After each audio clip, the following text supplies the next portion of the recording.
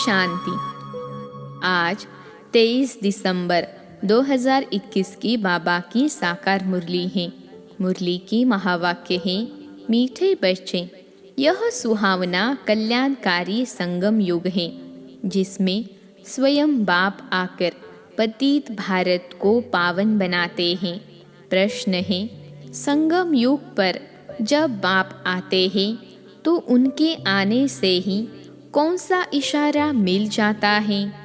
उत्तर है, इस पुरानी दुनिया के अंत होने का इशारा सबको मिल जाता है, क्योंकि बाप आते ही हैं पतित सृष्टि का अंत करने, इसलिए विनाश का साक्षात्कार भी होता है। अभी तुम्हें नई दुनिया के झाड़ सामने दिखाई दे रहे हैं। गीत है, तुम्हें पाके हमने। ओम शांति। वास्तव में कहना चाहिए रूहानी बच्चों प्रति रूहानी बाप की गुड मॉर्निंग, क्योंकि बच्चे जानते हैं बाप आते ही है रात को दिन बनाने।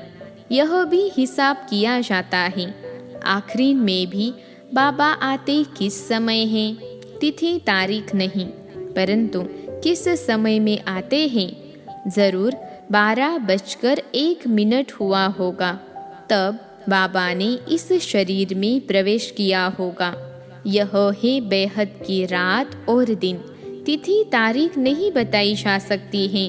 अपने बच्चों से ही कहते हैं, हम आकर रात को दिन, नरक को स्वर्ग बनाते हैं, अथवा पति दुनिया को पावन दुनिया बनाते हैं। समझ में आता है कि बाबा का आना रात्रि को ही कहा जाता है।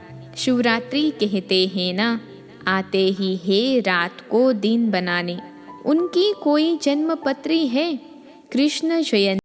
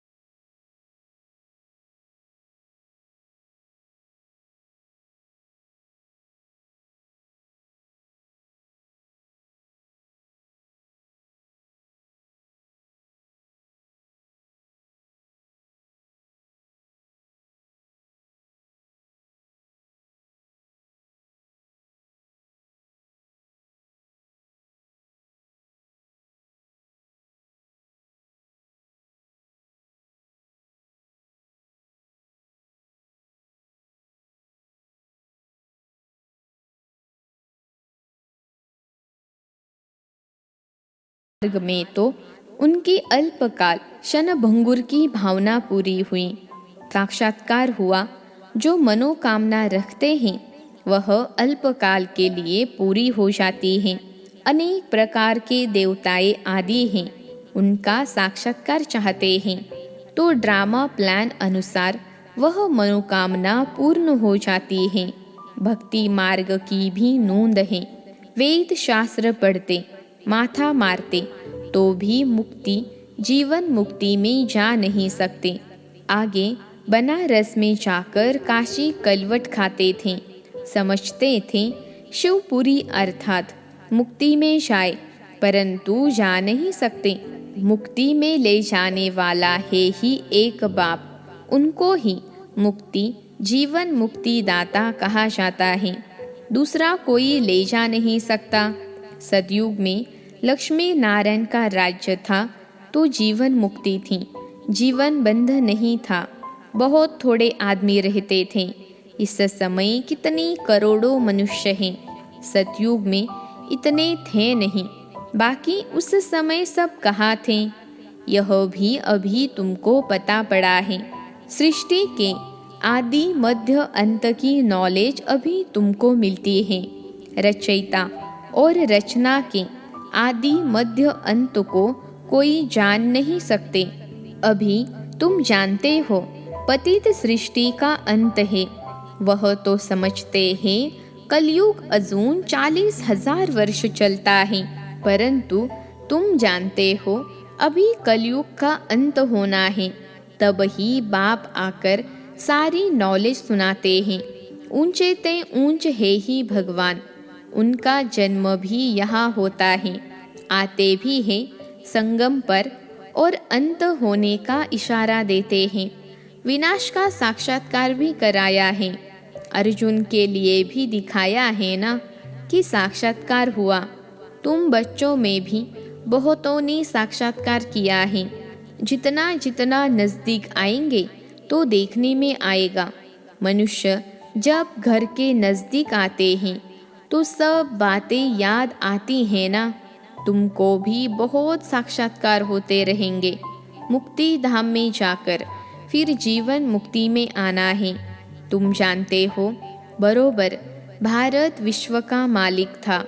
बाप कहते हैं मैं हर 5,000 वर्ष के बाद आकर तुमको राजयोग सिखलाता हूँ। यह स्थापना हो रही है भविष्य नई दुनिया के लिए। संगम पर स्थापना होती है। तुम ब्राह्मण हो ही संगम युग पर, वह है शूद्र, तुम हो ब्राह्मण, वह देवताएं। यह बातें कोई शास्त्रों में नहीं है। मनुष्य थोड़े ही जानते हैं कि संगम किसको कहा जाता है। इनको कल्याणकारी सुहावना संगम युग कहा जाता है, जहाँ से पतित भारत पावन बनता है। बाप ही कल्याणकारी हैं। आते भी भारत में हैं। बाप कहते हैं अभी तुम्हारे 84 जन्म पूरे हुए, अब तुम पतित हो, एक भी पावन नहीं, सब भ्रष्टाचारी हैं, विकार से पैदा होते हैं। तुम श्रेष्ठ देवी देवता थे, फिर क्षत्रिय वैश्य शूद्र बने, अभी ब्राह्मण बने हो, फिर देवता बनेंगे, फिर अंत में आकर प्रजापिता ब्रह्मा मुख द्वारा स्थापना करते हैं। किसकी? स्वर्ग की, देवी देवता धर्म की। तुम यहाँ आए हो देवी देवता बनने, देवी गुण धारण करने। यह तो तुम बच्चों को मालूम है कि कोई भी विकारी को यहाँ अलाउ नहीं किया जाता है। पहले पहले पवित्रता की प्रतिज्ञा लेनी होती है। एक बार प्रतिज्ञा कर फिर अगर तोड़ते हैं तो एकदम रसातल में चले जाते हैं, चंडाल का जन्म पा लेते हैं। यहाँ बाबा के आगे पतित कोई आ नहीं सकते। अगर ब्राह्मणी भूल से भी ले आती है तो उन पर भी बड़ा दोष आ जाता है। दोनों चांडाल बन पड़ते हैं। जो पावन नहीं बन सकते उनको यहाँ आने का हुक्म नहीं है। पर्सनल आकर समझ सकते हैं, परंतु बाबा की सभा में नहीं आ सकते। अगर भूल से ले आते हैं तो उनको चोट बहुत लगती है। आते तो ढेर हैं, सबको मालूम है कि बेहद के बाप के पास जाते हैं। हमको पवित्र जरूर बनना है। मीरा पवित्र थी तो उनका कितना मान है। अब तुम ज्ञान अमृत पिलाते हो, फिर भी वह कहते हैं हमको जहर चाहिए। अबलाओं पर कितने अत्याचार करते हैं विष के लिए। कृष्ण की तो बात नहीं, यह तो बड़ी भूल है जो भगवान के बदले कृष्ण का नाम डाल दिया है। बाप समझाते हैं कि भक्त कहते हैं भक्ति के बाद भगवान आते हैं फल देने, तो भक्ति निष्फल हुई ना। परंतु कुछ भी नहीं समझते हैं। भारत ही गोल्डन एजड था, अब है आयरन एज। कहते भी हैं पतित पावन आओ तो पतित ठहरे ना, परंतु किसको कहो तुम नरकवासी पतित हो तो समझते नहीं। बाबा ने जब समझदार बनाया था तो स्वर्ग था, अभी बेसमझ होने से कंगाल बने हैं। जब देवी देवताओं का राज्य था तो भारत कितना ऊंच था। कहते भी हैं स्वर्ग था, लक्ष्मी नारायण का राज्य था। फिर शास्त्रों में ऐसी ऐसी बातें लिख दी हैं जो लोग समझते हैं वहाँ भी असुर थे। यह शास्त्र कोई सद्गति के लिए नहीं है, वह तो जब बाप आए तब सर्व की सद्गति करे। यह है रावण राज्य, तब तो चाहते हैं राम राज्य हो। यह नहीं जानते कि राम राज्य कब से शुरू हुआ है। ज्ञान सागर बाप तो सबको सद्गति में ले जाते हैं। यह समझने की बातें हैं। हर एक आत्मा को अविनाशी पार्ट मिला हुआ है। आत्मा शांति धाम से आती है इस पृथ्वी पर पार्ट बसाने। आत्मा भी अविनाशी, ड्रामा भी अविनाशी, उसमें आत्मा अविनाशी एक्टर है। परम धाम की रहने वाली है। 84 जन्म गाए हुए हैं, वह तो 84 लाख कह देते हैं। परमात्मा को पत्थर भीतर में कह देते तो ग्लानि हुई ना। बाप भारत पर उपकार कर स्वर्ग बनाते हैं, रावण आकर अपकार कर नरक बना देते हैं। यह खेल ही दुख सुख का, यह ही कांटों का जंगल। बाप आकर कांटों को फूल बनाते हैं। बड़े से बड़ा कांटा ही काम विकार। अभी बाप कहते हैं मैं पावन बनाने आया हूँ। जो पावन बनेंगे वही पावन दुनिया के मालिक बनेंगे। बाप आया है सहज योग सिखलाने। कहते हैं मुझ अपने माशूक को याद करो। सभी आत्माएं एक माशूक पर आशिक हैं। वह आकर सबको ले जाते हैं मुक्ति धाम। परंतु बाबा कहते हैं तुम पति चल नहीं सकेंगे, मुझे याद करो तो खाद निकल जाए। ड्रामा अनुसार जब टाइम आता है तब ही मैं आता हूँ तुम बच्चों को पावन बनाने। यह वही महाभारत लड़ाई है। मृत्यु लोक में यह अंतिम लड़ाई है। अमर लोक में लड़ाई होती नहीं। वहाँ है ही राम राज्य, वहाँ रहते हैं धर्मात्माएं। यहाँ है पाप आत्माएं, पाप करते रहते हैं। पुण्य आत्माओं की दुनिया को स्वर्ग कहा जाता है। बाप कहते हैं मैं 1 सेकेंड में तुमको चढ़ती कला में ले जाता हूँ। इसमें सिर्फ यह एक ही अंतिम जन्म लगता है और उतरती कला में 84 जन्म लगते हैं। तो बाप कहते हैं उठते बैठते मुझे याद करो। इन साधुओं का भी उद्धार करने मुझे आना पड़ता है। तमो प्रधान बुद्धि मनुष्य जो कुछ सुनते हैं वह सत सत करते रहते हैं। अंध श्रद्धालु है ना, इसको कहा जाता है ब्लाइंड फेथ। गुड़ियों की पूजा करते रहते हैं, बायोग्राफी को जानते नहीं। अब बाप आकर इन सब का ज्ञान देते हैं। इसको रूहानी स्पिरिचुअल नॉलेज कहा जाता है। वह है शास्त्रों की फिलॉसफी। यह भी बाप ही आकर बच्चों को समझाते हैं। दुनिया में तो एक भी मनुष्य नहीं जो परमपिता परमात्मा को यथार्थ रीति जानते हो। मनुष्य होकर और बाप को न जाने तो जानवर से भी बदतर ठहरे। देवताओं के आगे जाकर महिमा गाते हैं, आप सर्वगुण संपन्न हैं। है तो दोनों मनुष्य ना, परंतु यह है सारा कांटों का जंगल। बाबा तुमको कांटों से फूल बनाते हैं। भारत सचखंड था, फिर रावण आकर झूठ खंड बनाते हैं। सचखंड बनाने वाला है परम पिता परमात्मा। बाप ही आकर परिचय देते हैं, सो भी ब्राह्मण बच्चों को। फिर यह ज्ञान रहेगा नहीं।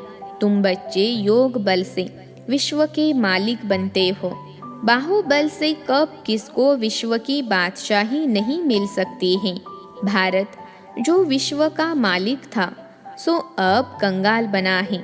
मनुष्यों की बुद्धि ऐसी है, जो बाहर में बोर्ड देखते भी हैं, लिखा हुआ है प्रजापिता ब्रह्मा कुमार कुमारियाँ, तो भी नहीं समझते कि यह एक ईश्वरीय फैमिली है। इतने ढेर बीके हैं, इसमें अंधश्रद्धा की तो बात हो न सके। यह है ईश्वरीय परिवार। समझते हैं यह भी कोई इंस्टीट्यूशन है। अरे यह तो फैमिली है ना। कुमार कुमारिया यह तो घर हुआ ना। इतनी प्रदर्शनी करते हो, समझाते हो, फिर भी समझते थोड़े ही है। 7 दिन का जब कोर्स ले, अच्छी रीति समझे, तब बुद्धि में बैठे कि बाप फिर से बेहद का वर्षा देने आए हैं। अच्छा, मीठे मीठे सिखिलते बच्चों प्रति मात पिता बाप दादा का याद प्यार और गुड मॉर्निंग। रूहानी बाप की रूहानी बच्चों को नमस्ते। हम रूहानी बच्चों की रूहानी मात पिता बाप दादा को याद प्यार, गुड मॉर्निंग और नमस्ते बाबा नमस्ते। धारणा के लिए मुख्य सार। पहली पॉइंट है, चढ़ती कला में जाने के लिए उठते बैठते एक बाप की याद में रहना है। बाप समान सभी पर उपकार करना है। दूसरी पॉइंट है, ज्ञान अमृत पीना और पिलाना है। कांटों को फूल बनाने की सेवा करनी है। आज का वरदान है, मर जीवा स्थिति द्वारा हिम्मत और उल्लास की अविनाशी स्टैंप लगाने वाले प्राप्ति संपन्न भव। मर जीवा स्थिति द्वारा हिम्मत और उल्लास की अविनाशी स्टैंप लगाने वाले प्राप्ति संपन्न भव। विश्लेषण है, जो प्राप्तियों से संपन्न होते हैं, उनके हर चलन नैन चैन से उमंग उत्साह दिखाई देता है। लेकिन हिम्मत और उल्लास की अविनाशी स्टैंप लगाने के लिए अपने पास्ट के व ईश्वरीय मर्यादाओं के विपरीत जो संस्कार, स्वभाव, संकल्प व कर्म होते हैं, उनसे मर्जीवा बनो। प्रतिज्ञा रूपी स्विच को सेट कर प्रैक्टिकल में प्रतिज्ञा प्रमाण चलते रहो। हिम्मत के साथ उल्लास हो तो प्राप्ति की झलक दूर से ही दिखाई देगी। आज का स्लोगन है, मेले व झमेले में डबल लाइट रहने वाला ही धारणा मूर्त है। मेले व झमेले में डबल लाइट रहने वाला ही धारणा मूर्त है। अच्छा, ओम शांति।